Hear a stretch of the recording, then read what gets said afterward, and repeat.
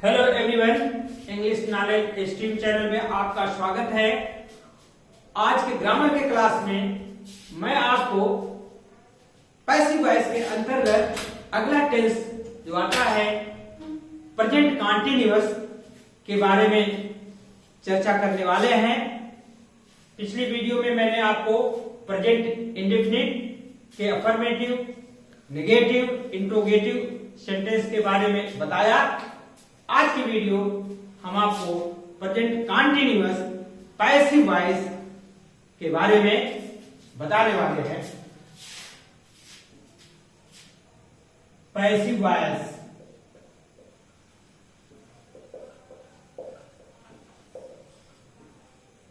Present continuous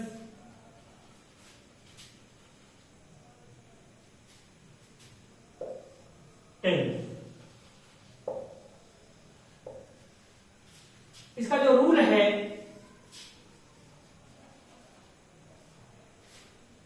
affirmative sentence का जो rule है वो हम आपको बता रहे हैं। अफर्मेटिव सेंटेंस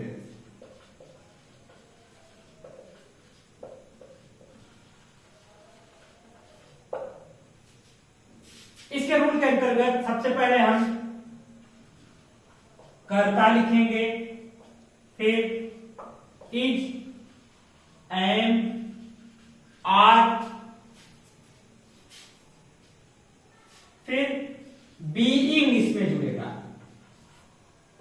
प्लस वर्ब की थर्ड फॉर्म बाई, फिर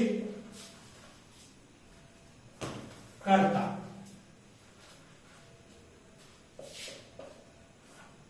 यहां ध्यान दीजिए, चूंकि पैसिव वॉइस है इसलिए आपको पहले यहां कर्म होना चाहिए, ऑब्जेक्ट, उसके बाद अन्य जो आएंगे वो शब्द जुड़ जाएंगे। अब जैसे आप लिखिए, वह पुस्तक खरीद रहा है। ध्यान दीजिए, मैंने इसको हिंदी में पहले आपको अनुवाद करने के लिए दिया है ताकि आप अच्छी तरह से एक्टिव वॉइस भी सीखते चलें और पैसिव वॉइस उसका बनाते चलें। तो इसमें डुअल वर्क होगा, आपको फायदा होगा। एक बात हम बताना चाहेंगे कि कुछ हमारे व्यूअर्स ऐसे हैं जो कि बहुत ही बिगिनर हैं, उनको बहुत ज्यादा नहीं डीप में आता है, तो उनके लिए भी ये वीडियो बहुत ही लाभकारी होगा, क्योंकि हम एकदम सिंपल से सिंपल वाक्यों को लिख रहे हैं, कोई उसमें डिफिकल्टी नहीं आएगी और वो समझ जाएंगे। तो आप देखते रहिए इस चैनल को। वह पुस्तक खरीद रहा है, तो इसका पहले हम एक्टिव में बात करेंगे। He is buying a book.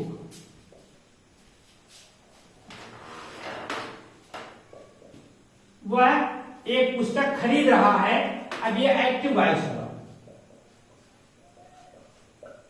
Active voice के बारे में आप जानते हैं, जो टेंस आपको मैंने बताया है वो सारे एक्टिव वॉइस के अंतर्गत आते हैं। अब हम पैसिव जब बनाएंगे तो सबसे पहले कर्म लेंगे, ऑब्जेक्ट। कर्म क्या है? A book. अब यहां पर सबसे पहले ए बुक लिखेंगे। अब कर्म ए बुक सिंगुलर नंबर है, एक वचन है, इसलिए एक वचन के साथ इज का प्रयोग होता है, आप अच्छी तरह जानते हैं। ए बुक इज, उसके बाद बीइंग, फिर वर्ब का थर्ड फॉर्म, बाई का थर्ड फॉर्म हो जाएगा बॉट। एक book is being bought by आ गया, और ही का जो सब्जेक्ट का रूप ऑब्जेक्ट में जाएगा हिम हो जाएगा। अब यहां पर देखिए इसमें सिंगल ऑब्जेक्ट है, एक ही ऑब्जेक्ट है, अन्य वर्ड नहीं है। अगर इसमें होता कि वह दुकान से पुस्तक खरीद रहा है या बाजार में पुस्तक खरीद रहा है तो आगे इसको उसमें जोड़ देते। तो ध्यान देने योग्य बात यह है कि आप यह देखेंगे कि ऑब्जेक्ट का रूप क्या होता है, सब्जेक्ट का रूप क्या होता है, कैसे एक दूसरे में बदलते हैं तो उनका रूप परिवर्तित हो जाता है। पहली वीडियो में मैंने इसको अच्छी तरह से बताया है कि आई का क्या होता है, मी का क्या होता है, आई का मी होता है और मी का आई होता है। जैसे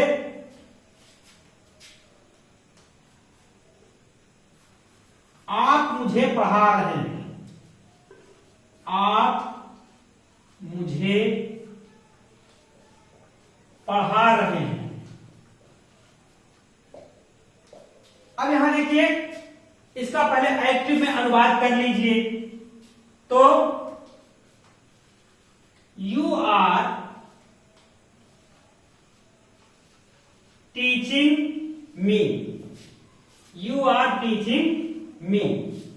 अब देखिए इसमें सब्जेक्ट है, अग्री वर्ब है, मेन वर्ब है और उसके बाद ऑब्जेक्ट आ रहा है।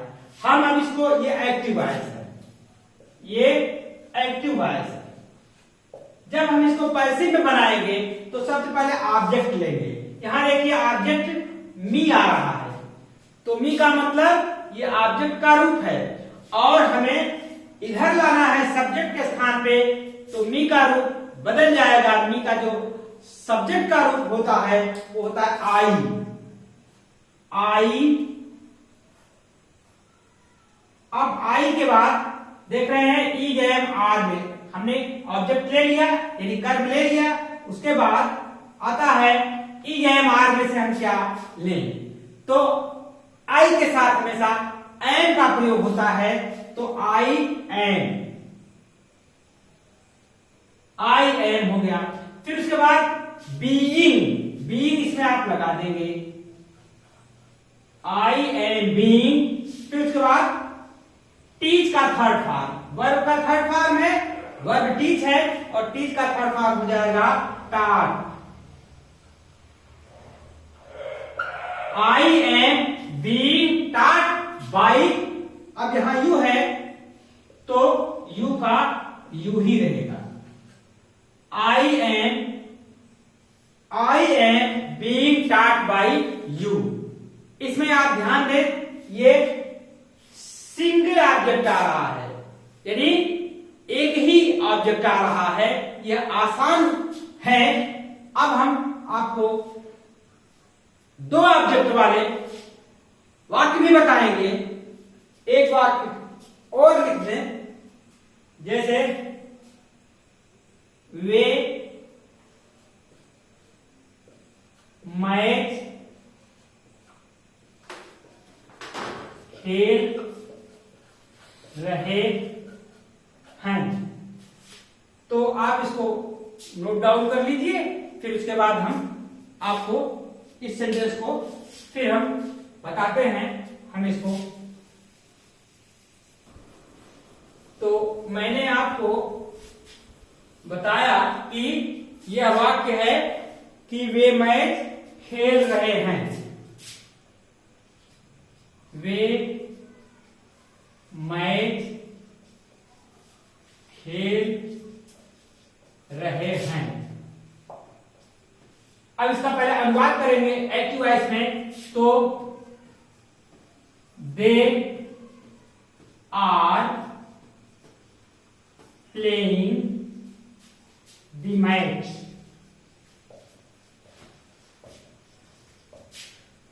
अब यहां पर देखिए कि they are playing the match, वे मैच खेल रहे हैं। हम ऑब्जेक्ट लेंगे द मैच, ऑब्जेक्ट हो जाएगा यहां, ये एक्टिव वॉइस से ध्यान दीजिएगा, जो अनुवाद करते हैं वो हमेशा एक्टिव वॉइस होता है। तो द मैच, अब यहां पर इज, यहां भले देख रहे हैं कि ये सब्जेक्ट प्लूरल है लेकिन हमें ऑब्जेक्ट से मतलब है। The match is being played by, यहां देगा देम हो जाएगा। तो अब यहां पर देखिए कि ये प्लूरल सब्जेक्ट है और इसका जो ऑब्जेक्ट है वो सिंगुलर है, इसलिए यहां पर इसका प्रयोग हो गया। मिस श्री शर्मा जी हमें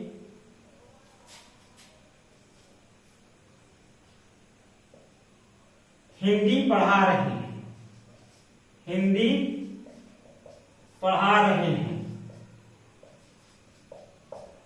तो अब यहां पर देखिए मिस्टर शर्मा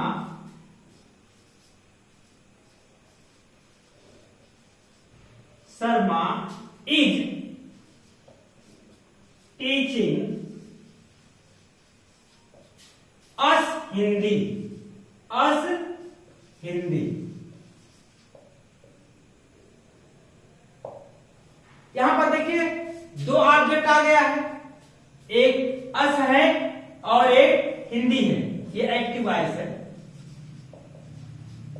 तो आप ध्यान दीजिए, इससे भी आप बना सकते हैं ऑब्जेक्ट, यानी इनडायरेक्ट ऑब्जेक्ट से भी आप पैसिव बना सकते हैं और डायरेक्ट ऑब्जेक्ट से भी पैसिव बना सकते हैं। हम दोनों बना के आपको दिखाते हैं। हिंदी अगर लेते हैं तो Hindi is being taught to us by Mr. Sharma. आपको मैंने बताया है, आप जानते हैं कि जब इनडायरेक्ट ऑब्जेक्ट उधर जाता है तो उसमें टू का प्रयोग हो जाता है। तो अब इसमें हिंदी से अब हम अस से बना रहे हैं। अस का जब सब्जेक्ट का रूप आएगा तो हो जाएगा we, we are being taught Hindi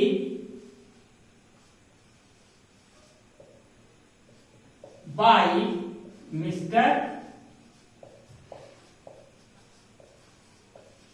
Sharma. We are being taught Hindi by mister Sharma. तो दो ऑब्जेक्ट आए या एक ऑब्जेक्ट आए, आप इसी रूल के आधार पर उसको अच्छे से कर लीजिए, सेंटेंस गलत कभी नहीं होगा। तो आज हम आपको अफर्मेटिव सेंटेंस के बारे में बताया, आपको अच्छी तरह से हम आशा करते हैं कि समझ में आ गया होगा। अगले वीडियो में हम आपको नेगेटिव सेंटेंस बताएंगे। आप देखते रहिए चैनल को, नए हैं तो सब्सक्राइब कर लीजिए, लाइक करिए, शेयर करिए और बने रहिए चैनल पर इंग्लिश नॉलेज स्ट्रीम चैनल के साथ। Thank you for watching the video.